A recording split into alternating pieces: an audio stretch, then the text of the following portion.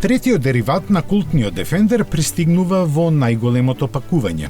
Растегнувањето на кабината за 34 см во однос на изведбата 110 сега овозможува превоз на осморица плюс доволно простор за нивните ранци. Доколку по потреба горостасот треба да се претвори во транспортер, нуди максимален капацитет од 2516 литри со преклопени седишта. Според Land Rover, трите дополнителни седишта во третиот ред се полни седишта.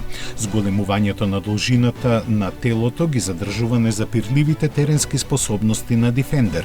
Изразената проодност поддржана е со плејада електронски системи способни да му дадат комплетна поддршка на возачот во било какви околности.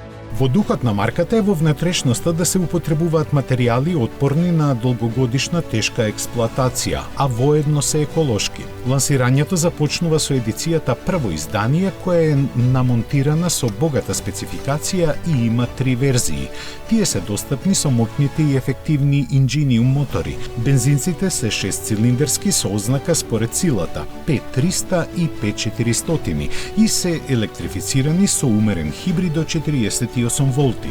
Исто толку цилиндри зафатнена имаат и дизелашите од истото семејство со 250 и 300 коњи и мамутски вртежен момент од 600 и 650 Нм.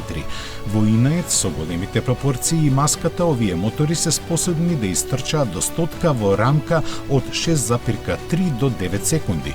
Land Rover Defender 130 веќе е достапен за околу 87.000 евра.